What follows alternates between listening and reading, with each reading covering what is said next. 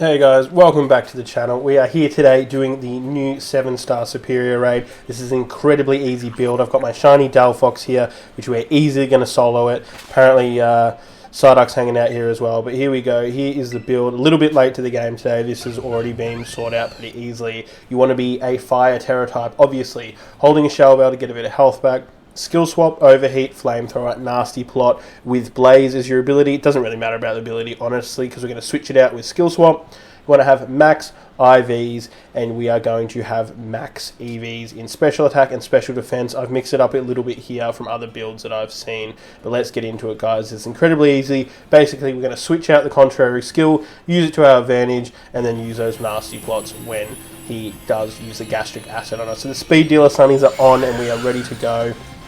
This raid is incredibly easy, guys. Super quick.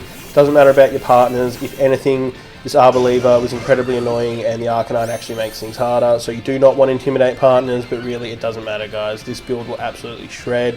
He always opens up with a sweet scent there, and then he's going to hit you with a Leaf Storm. He always outspeeds you on that first attack, which is fine. It will be the biggest hit he has, which is actually boosted by that Arcanine hitting him with Intimidate, because he does have Contrary as his skill. So you want to open up with skill swap, guys. Leaf Storm's going to hit pretty hard the first time. That's why I put the EVs into special defense instead. Tank that hit. He crits me, of course. I have terrible luck in this run. That's fine. He gets a few crits off. Hit him with a skill swap. We're going to give him Blaze, which obviously makes no difference to him. We're going to take that Contrary to use Overheat and slowly build our special attack until he does hit us with that gastric acid. Arbor there with a Seed, so it doesn't really matter. A little bit helpful to have that kind of health coming back, but perfectly fine. Hit him with the first Overheat, and you'll see decent amount of damage, honestly, on the first hit. That's kind of a sign of things to come. Increases our special attack by 2 stages and does give us that bit of health back as well. So he's going to hit with a Leaf Storm, which because of that skill swap actually does lower his special attack by 2. It's not very effective on us anyway, but you are going to want to have that Shell Bell just to constantly restore health. So we don't use any cheers in this one or anything. Hit him with another Overheat. It's going to put us to +4. It takes a huge chunk. This is kind of where he does everything he can to slow us down here. This is when he'll reset your ability, put the shield up, things like that. You'll easily be able to get through this. We do get lucky with the Paralyze, but he still resets our stats, which means when he does this right here and resets our abilities and stats, do not use Overheat, because it will actually decrease your special attack. Just like this Breaking Swipe here lowers our attack. Doesn't mean anything for us because we're not using attacking moves. That's completely fine. But just remember, in this turn here, you don't want to use Overheat. You do want to use a nasty plot, because it will actually increase your special attack. Make sure you use that there. Easily, something you can easily forget. Iron Tail, honestly, this is why I didn't really bother, except for this first hit, which is a crit. It really shouldn't do much damage to you at all, so I'd be more worried about those Leaf Storms at the start. He puts his shield up. As you can see, huge amount of shield there. Getting a little bit of health from that Arbor, but now our ability is back. Hit him with another Overheat, which will increase us to +4 once again after that reset and the nasty plot. And you'll see body does a little bit of damage there, but that is because we don't have that boosted special attack yet.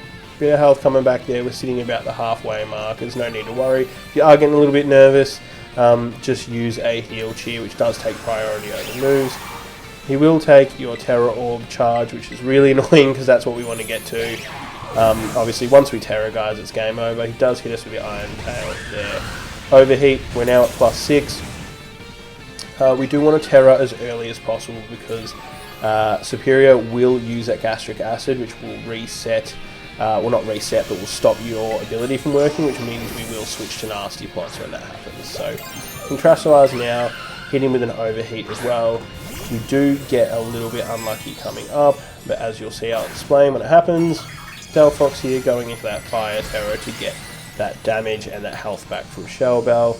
It's really easy for this one. Obviously, it's helpful for us besides the Intimidate not working, but the Arcanine using those fire moves. So, when Gastric Acid hits us like it did there, Delphox ability will be suppressed, which means Overheat here actually does what it says and does take us down by 2 levels.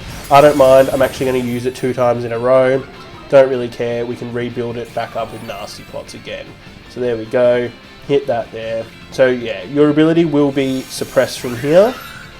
and then that Serperior will reset its own stats, so it's going to start doing more damage to you. It is really not a big deal though, because it will instantly go back to the -2, and you can tank that hit pretty easily with those max special defense EVs that I had there. So using Overheat again, guys, you can switch to Flamethrower. I actually recommend switching to Flamethrower already. I should not have used the second one, but I'm just kind of showing you guys that it really doesn't matter. That's how good this build is.